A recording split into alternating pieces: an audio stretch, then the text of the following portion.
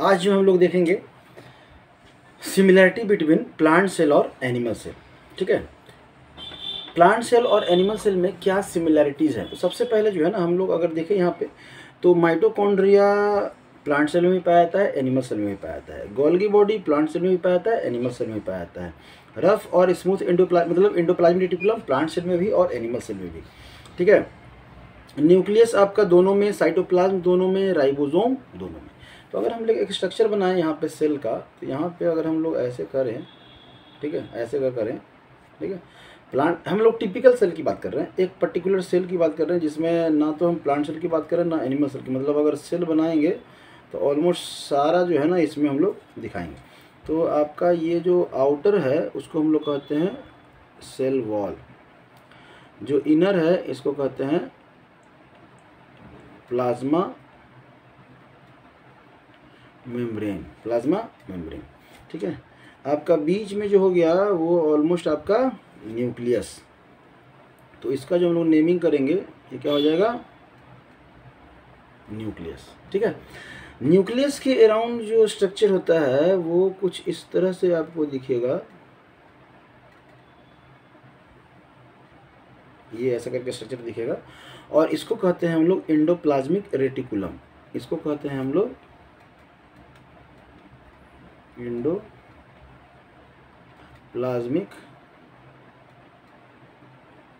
Reticulum. समझ में आ रहा है, एंडोप्लाज्मिक रेटिकुलम।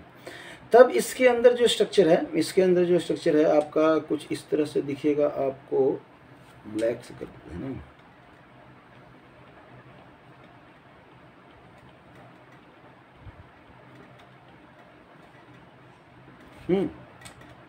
तो जहां तक ये ब्लैक वाला स्पॉट प्रेजेंट है एंडोप्लाज्मिक रेटिकुलम पे, वहां तक के एंडोप्लाज्मिक रेटिकुलम को क्या कहते हैं हम लोग, रफ एंडोप्लाज्मिक रेटिकुलम। और जहां प्रेजेंट नहीं है, जहां ये राइबोसोम प्रेजेंट नहीं है, उसको हम लोग क्या कहते हैं, उसको हम लोग कहते हैं स्मूथ ईआर एंडोप्लाज्मिक रेटिकुलम। समझ में आया, स्मूथ एंडोप्लाज्मिक रेटिकुलम। यहाँ तक में कोई दिक्कत नहीं है। चलिए, तब है कि अगर हम लोग बात करें यहाँ पे इसके बाद क्या होता है स्ट्रक्चर, तो इसके बाद जो है आपका यहाँ पे कुछ इस तरह से आपको दिखेगा।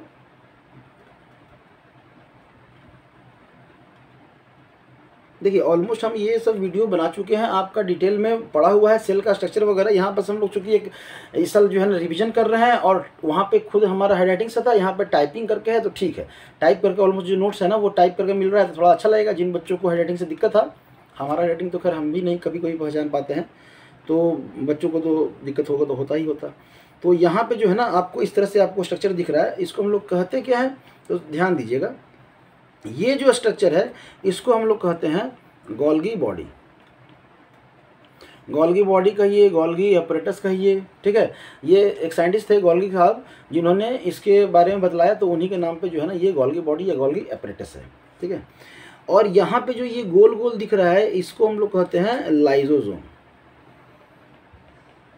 लाइजोसोम देखिए, एंडोप्लाज्मिक रेटिकुलम जो है वो इसी तरह से नहीं है। एंडोप्लाज्मिक रेटिकुलम अगर हम लोग देखें एक्चुअल में, अगर हम लोग देखें एंडोप्लाज्मिक रेटिकुलम को, तो वो कुछ इस तरह से, अगर ये न्यूक्लियस है आपका, ये मान लीजिए कि ये आपका क्या है, न्यूक्लियस है, तो जो एंडोप्लाज्मिक रेटिकुलम है वो कुछ इस तरह से फैला हुआ है उसके अराउंड। कैसे,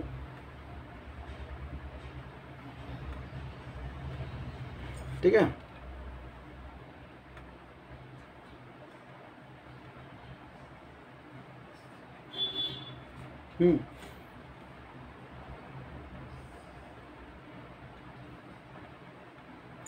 समझ में आ रहा है।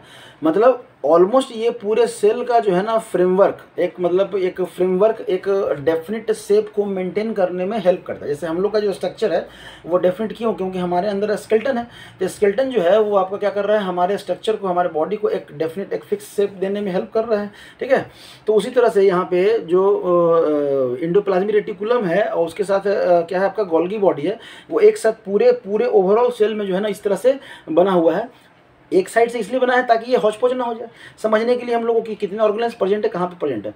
हाँ, किस अलाइनमेंट में है, न्यूक्लियस से जस्ट सटा हुआ आपका, न्यूक्लियर रीजन से सटा हुआ आपका एंडोप्लाज्मिक रेटिकुलम, उसके जस्ट बाद आपका गोल्गी बॉडी, उसी के जस्ट, क्योंकि गोल्गी बॉडी से ही आपका लाइसोसोम का प्रोडक्शन होता है, या लाइसोसोम कहेंगे, अगर फॉर्मेशन लाइसोसोम का हुआ तो कहाँ से हुआ, गोल्गी बॉडी से। तो यहाँ पे हम लोग दिखें, तो अगर आप बनाएंगे तो इस तरह से आप जो है ना साथ में आप दिखला सकते हैं। समझ में आया, ठीक है। अब है इसके बाद और क्या क्या स्ट्रक्चर है, तो और भी बहुत सारे स्ट्रक्चर हैं।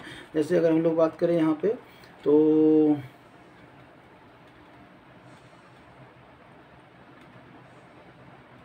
अगर हम लोग ऐसे ऐसे करें डबल मेम्ब्रेनस स्ट्रक्चर, तो इसको हम लोग कहते हैं, इसको हम लोग कहेंगे क्लोरोप्लास्ट। क्या कहेंगे, क्लोरोप्लास्ट। एक्चुअली ये प्लास्टिड है। प्लास्टिड का 3 टाइप, ल्यूकोप्लास्ट, क्रोमोप्लास्ट, क्लोरोप्लास्ट, या ल्यूकोप्लास्ट, क्लोरोप्लास्ट, क्रोमोप्लास्ट, ठीक है, सीधी बात, जैसे कन्वर्जन होता है उसके हिसाब से। उसी में से एक प्लास्टिड को हम लोग स्पेशल इसलिए देखा है क्योंकि ये ग्रीन कलर, इसमें ग्रीन पिगमेंट्स आपका क्या होता है, क्लोरोफिल प्रेजेंट होता है, और ये क्लोरोफिल जो है ना आपको हेल्प करता है इसके फोटोसिंथेसिस में, जो कि इंपॉर्टेंट है प्लांट्स के लिए। और आपका एक स्ट्रक्चर जो है आप इस तरह से बना सकते हैं,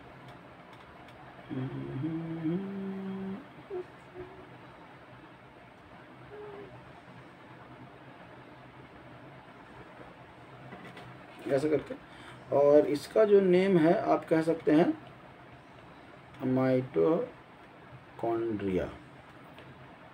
ठीक है, माइटोकॉन्ड्रिया। तो माइटोकॉन्ड्रिया क्या है, तो आप इसका power house of the cell भी कहते हैं। अब देखिए, पावर हाउस ऑफ सेल मतलब एक नाम आया है, तो न्यूक्लियस को हम लोग कहते हैं brain of the cell, chloroplast को कहते हैं kitchen of the cell, mitochondria को कहते हैं power house of the cell. Ribosome जो है, 2 तरह का राइबोसोम है, एक तो फ्री राइबोसोम, यहाँ पे आप अगर आप कहें तो यहाँ पे ऐसे करके ये स्ट्रक्चर जो प्रेजेंट है, इसको आप क्या कह रहे हैं, राइबोसोम कह रहे हैं। क्या कह रहे हैं आप, राइबोसोम कह रहे हैं।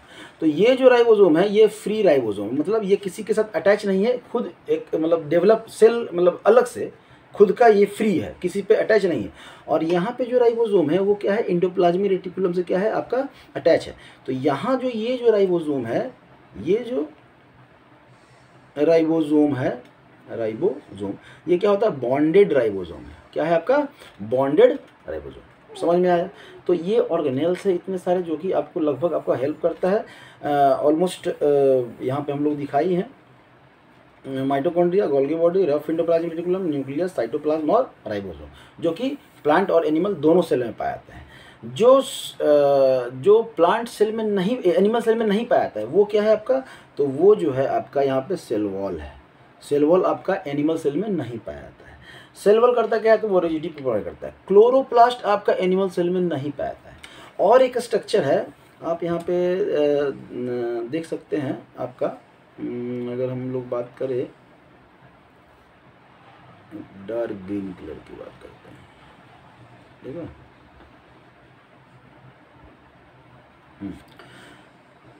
ये इस तरह करके जो है ना एक ऐसा स्ट्रक्चर बना रहेगा आपके प्लांट सेल में, थोड़ा बड़ा सा ही रहता है, तो इसको हम लोग कहते हैं वैक्यूल, ठीक है, वैक्यूल्स। अब ये वैक्यूल्स क्या है, तो स्पेस है जिसमें कि वाटर और फूड जो है ना स्टोरेज के रूप में हेल्प करता है, ताकि जर्क कंडीशन में या अनफेवरेबल कंडीशन में अगर प्लाज्मोलाइसिस हो रहा है तो यहाँ से जो है ना वो हेल्प करता है आपका। तो ये वैक्यूल्स जो है ना प्लांट सेल में प्रेजेंट होते हैं और लार्ज वैक्यूल प्रेजेंट होते हैं। एनिमल सेल में जो है आपका या तो एब्सेंट होता है वैक्यूल्स, अगर प्रेजेंट भी है तो स्मॉल अमाउंट में प्रेजेंट है, मतलब स्मॉल साइज में प्रेजेंट, अमाउंट में नहीं स्मॉल साइज में प्रेजेंट, ठीक है।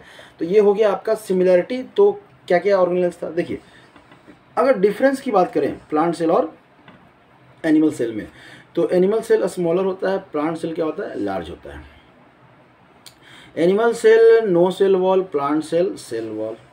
एनिमल सेल का जो न्यूक्लियस है वो सेंटर पे होता है, और अगर प्लांट सेल की बात करें तो आपका न्यूक्लियस जो है ना एक साइड में होता है। क्यों साइड में होता है, क्योंकि यहाँ पे लार्ज साइज का जो वैक्यूल होता है ना वो क्या कहता है, डिस्प्लेस कर देता है। आप स्ट्रक्चर देखेंगे अपनी बुक में, एनसीईआरटी बुक में ऑलमोस्ट दिया हुआ है, तो वहाँ पे। और मेनी वैक्यूल्स, मतलब मेनी वैक्यूल्स तो small size vacuoles, small size vacuoles present होते हैं किसमें, एनिमल में। इसलिए किसी किसी बुक में आपको दिखेगा कि एब्सेंट होता है, एब्सेंट कह सकते हैं, या अगर प्रेजेंट भी है तो बहुत स्मॉल साइज में प्रेजेंट है। और तब इसमें क्या है, one vacuole, one large vacuole, ये बहुत ही लार्ज होता है, बहुत बड़ा होता है प्लांट सेल में। कैन नॉट सिंथेसिस न्यूट्रिएंट्स, अब इसमें न्यूट्रिएंट्स का सिंथेसिस तो होता नहीं है, इसमें सिंथेसिस हो सकता है न्यूट्रिएंट्स का प्लांट सेल में।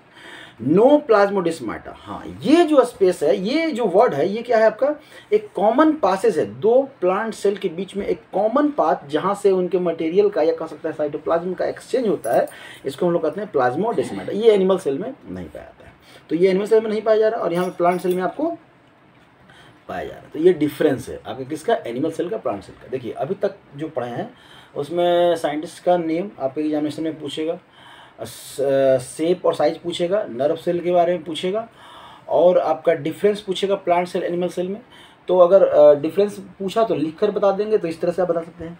सिमिलैरिटी पूछा तो यहाँ पे जो जो सिमिलर ऑर्गन्स हैं ये आपको यही बताना है। आप स्ट्रक्चर बनाकर भी दिखा सकते हैं, गोल गोल करके, जो कॉमन है उसको एक साथ कर दीजिए, जो डिफरेंस है उनको अलग अलग करके आप दिखा सकते हैं। तो ये इस तरह से जो है ना आप करेंगे तो आपको समझ में आएगा और नंबर भी आएगा, समझ बात है, नंबर भी आएगा। तब हम लोग आगे जाएं और पढ़ें। Every eukaryotic cell have some features, जितने भी यूकैरियोटिक कुछ फीचर्स हैं, प्लाज्मा मेम्ब्रेन, न्यूक्लियस और साइटोप्लाज्म, जितने भी आपके यूकैरियोटिक सेल हैं।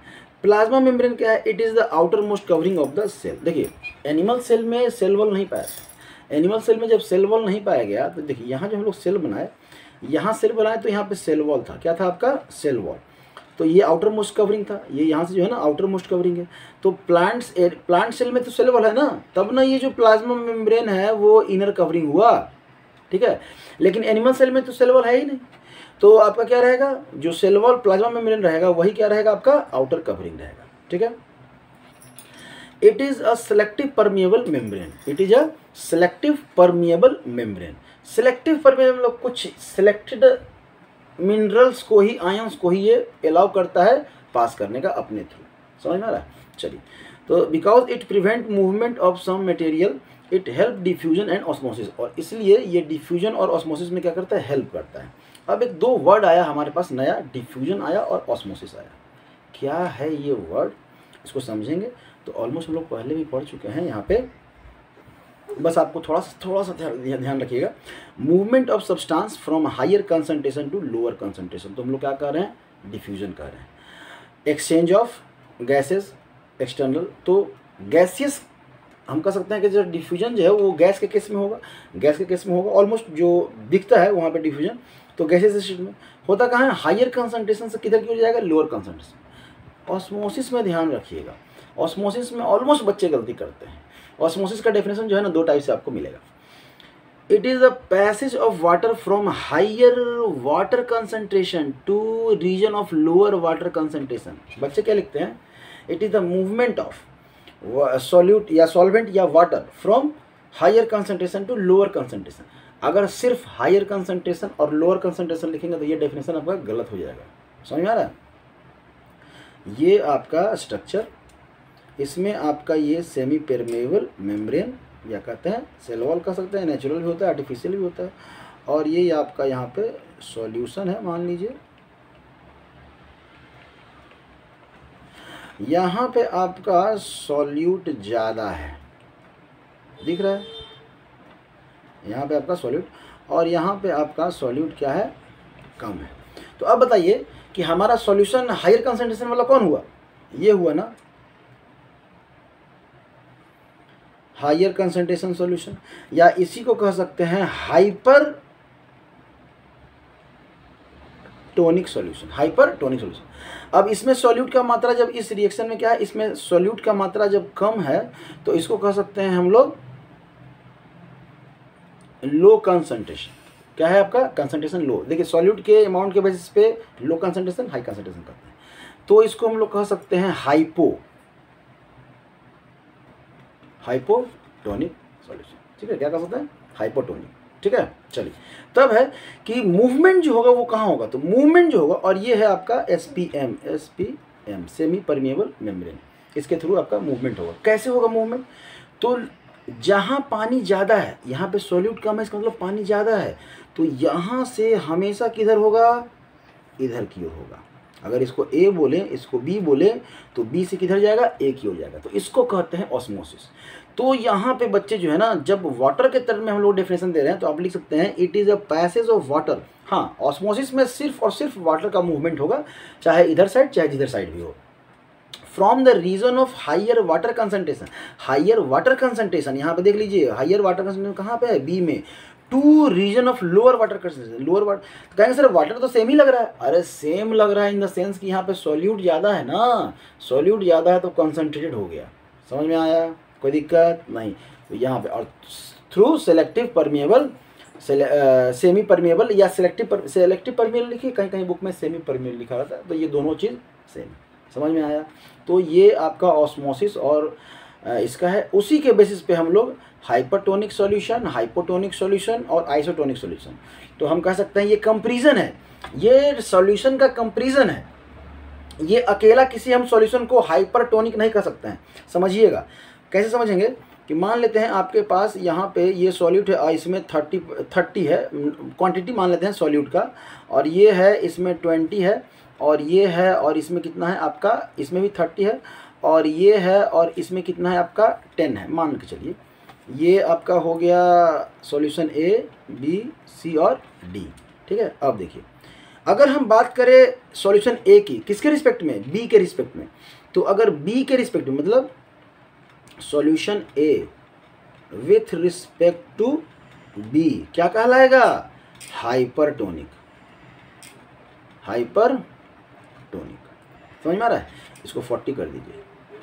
अब देखिए जो सॉल्यूशन अभी हमारा हाइपरटोनिक कहला रहा था वो डी के रिस्पेक्ट में क्या कहलाएगा, solution A with respect to solution D क्या कहलाएगा, हाइपोटोनिक सॉल्यूशन कहलाएगा। समझ में आ रहा है। जो अभी कहला रहा था कि जिसका कंसंट्रेशन ज़्यादा है वो डी के रिस्पेक्ट में क्या कहला रहा है, इसका कंसंट्रेशन क्या है, कम है, तो ये हाइपो हो गया। अब डी क्या हो जाएगा, हाइपर हो जाएगा। किसके कंपेरिजन में, इन सब के कंपेरिजन में। क्यों, क्योंकि डी के पास सॉल्यूट का मात्रा ज़्यादा है।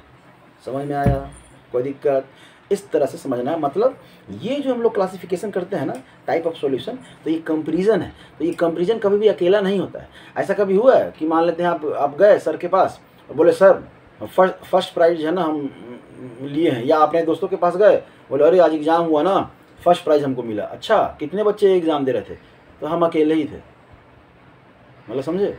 अब क्या करेगा बच्चा लोग, मारेगा ना, मजाक उड़ाएगा, बोले अच्छा बड़ा फर्स्ट आ गया। अकेले कौन फर्स्ट आता है, मतलब फर्स्ट सेकेंड थर्ड, ये कंपैरिजन है। उसी तरह से हाइपरटोनिक और हाइपोटोनिक और आइसोटोनिक, आइसोटोनिक मतलब सेम, तो कंसंट्रेशन जिसका क्या हो जाए, सेम हो जाए। अब देखिए 30 यहाँ भी कंसंट्रेशन, 30 यहाँ भी कंसंट्रेशन, तो solution A with respect to solution क्या हो जाएगा, सी क्या कहलाएगा, आइसोटोनिक। तो जो एक ही सॉल्यूशन आपका हाइपरटोनिक भी कहला रहा है, एक ही सॉल्यूशन हाइपोटोनिक भी कहला रहा है, एक ही सॉल्यूशन आइसोटोनिक भी कहला रहा है, तो किसके रिस्पेक्ट में, सॉल्यूशन के रिस्पेक्ट में। तो कंपैरिजन डिफरेंट के साथ डिफरेंट ये शो कर सकता है। इसलिए ऐसा नहीं है कि हम एक को बोलेंगे हाइपरटोनिक तो हमेशा ही हाइपरटोनिक रहेगा, नहीं। मतलब अगर हम सपोज हम स्टूडेंट हैं और हम 60% लाए हैं नंबर, तो हम उस समय तक टॉपर कहलाएंगे जब तक हमसे कोई ज़्यादा नंबर नहीं लेके आया। ठीक है, हमसे जो ज़्यादा लेके आएगा वो हमसे टॉपर कहलाएगा, उससे भी कोई ज़्यादा होगा तो वो टॉपर कहलाएगा। ऐसा नहीं है कि जो 80% नंबर लाया है उसको टॉपर नहीं कर रहे हैं, उसको 10th रैंकर कह रहे हैं, और आप 60% लाए तो आपको टॉपर कह रहे हैं। ऐसा कभी होता है क्या, नहीं। समझ में आया, ठीक है। तो यहाँ पे ज़्यादा बताने की जरूरत नहीं है, क्लास 8 7 में सब पढ़ चुके हैं। तो यहाँ पे देख लीजिएगा, नोट्स ऑलमोस्ट आपके डिस्क्रिप्शन में दिया ही हुआ है, तो यहाँ पे ज़्यादा आपको कुछ बताने की जरूरत नहीं है। अगले वीडियो में हम लोग नेक्स्ट वीडियो में मिलेंगे cell organelles and its function, cell organelles और उसके फंक्शन। ठीक है, थैंक यू।